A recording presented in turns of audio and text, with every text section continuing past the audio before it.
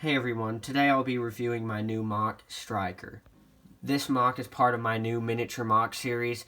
There are only two requirements for MOCs in this series, and that is that each of them have to have the smallest Hero Factory body piece, and they have to use this armor plate piece for their helmet. And each of the heads has to be custom built.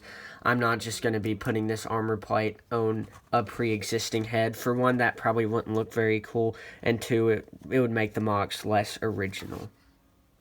There are 3 other MOCs in this series, and each of those already have a build video posted. I'll put links in the description of this video for all of the previous MOCs in this series.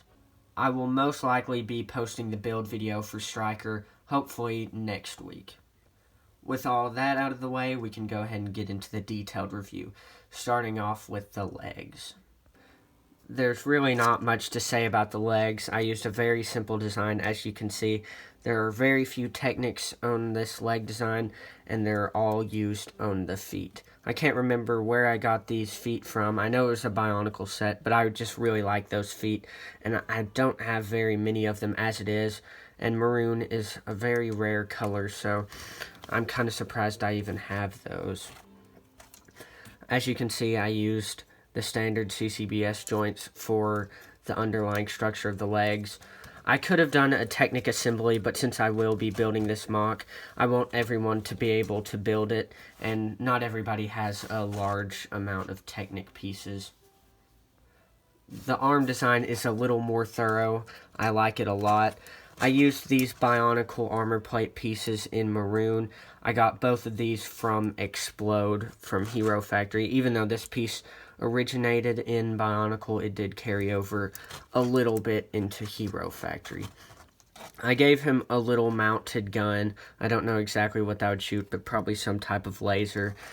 I know it looks a little weird. It kind of sticks out far, but I've been trying to cover up all of these bar holes in the armor plates, and so I just added that little gun on his arm. I know the legs have 2 bar holes on each side that are uncovered, but I don't think that matters too much. I'm just trying to cover up some of them, not all, but most. I used a relatively big Hero Factory armor plate piece in black for kind of a shield on his other arm.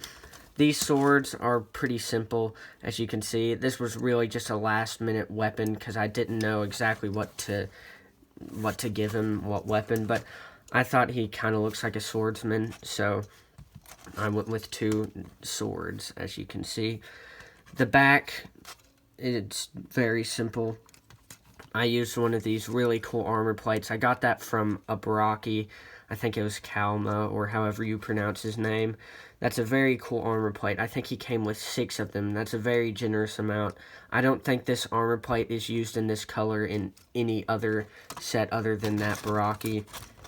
That's a very cool piece, but I think it's kind of rare since it only does come with that set.